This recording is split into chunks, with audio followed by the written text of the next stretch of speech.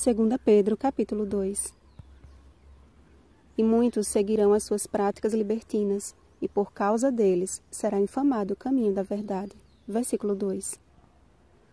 Da mesma forma que existem profetas verdadeiros, também existem os falsos profetas. A Bíblia está repleta de exemplos de pessoas que se passavam por homens inspirados por Deus, quando na verdade não passavam de charlatães. O grande problema está em que esta falsidade tem um poder destrutivo de arrebanhar multidões. A primeira multidão ganha pela mentira foi a terça parte dos anjos, quando pecaram, tornando-se o primeiro público-alvo de Satanás, porque é mentiroso e pai da mentira. João 8,44. E após causar a primeira grande dor no coração de Deus, fez sangrar o coração do Criador, ao macular a obra-prima de sua criação. Desde então, falsas predições e falsos ensinamentos têm se alastrado mundo afora, inclusive no meio do povo de Deus. Misericordiosamente, um tempo de graça foi estabelecido para os antediluvianos se arrependerem. Dia após dia e ano após ano, o pregador da justiça alçava a voz acima das marteladas e, diante da gigantesca estrutura, declarava a verdade presente para o seu tempo. Certamente, Noé teve de lidar não só com a corrupção que predominava no mundo, mas também com pessoas religiosas que introduziram dissimuladamente heresias destruidoras, até ao ponto de renegarem o soberano Senhor, até que viesse o dilúvio sobre o mundo de ímpios. Apesar da Bíblia não fazer menção de algum chamado para Ló, as cidades de Sodoma e Gomorra não pereceram na ignorância. Um grande sonido fora dado, mas ignorando por completo a voz da onipotência, foram reduzidos a cinzas, chegando à ruína completa. Bem mais do que nestes dois relatos, e mesmo nos tempos dos profetas e de Cristo, fomos advertidos quanto à grande apostasia e engano que nos assaltariam em nossos dias. Porque surgirão falsos cristos e falsos profetas, operando grandes sinais e prodígios para enganar, se possível, os próprios eleitos. Mateus 24:24. E o maior perigo não está fora, mas dentro do cristianismo, através da sutil mistura da verdade com o erro. Diversas doutrinas têm surgido, e com elas as práticas libertinas que acabam por infamar o caminho da verdade. Líderes religiosos movidos por avareza fazem da religião um comércio e com palavras fictícias arrastam milhares de pessoas, enquanto transmitem a outras milhares a mensagem distorcida do Evangelho.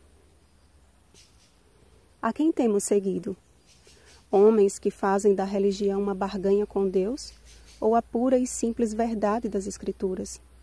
Estamos do lado da maioria ou dos restantes da descendência da última igreja de Cristo? Apocalipse 12:17. Deus não nos tem chamado como almas inconstantes, enganados por todo vento de doutrina, mas como seu derradeiro exército de justos que marcham nas pegadas do nosso general, Cristo Jesus. Lembrem que apenas Noé e mais 7 pessoas foram salvos do dilúvio. Apenas Ló foi considerado justo entre as multidões de Sodoma e Gomorra.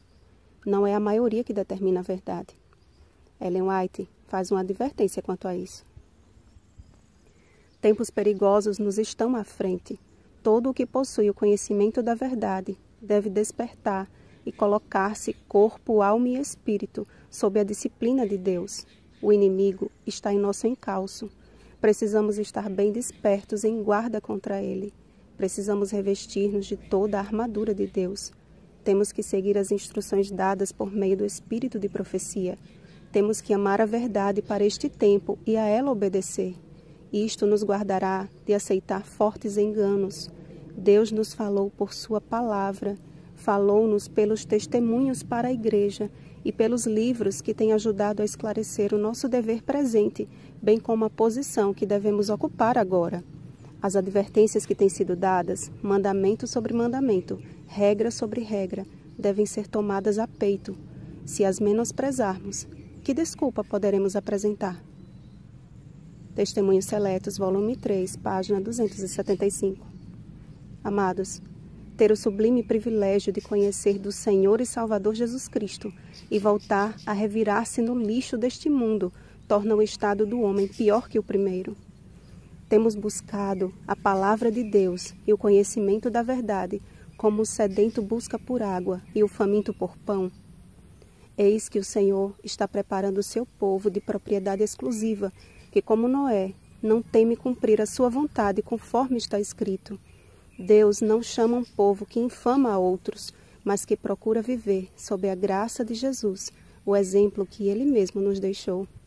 Oxalá façamos parte deste povo até o fim. Bom dia, povo de propriedade exclusiva de Deus. Rosana Garcia Barros.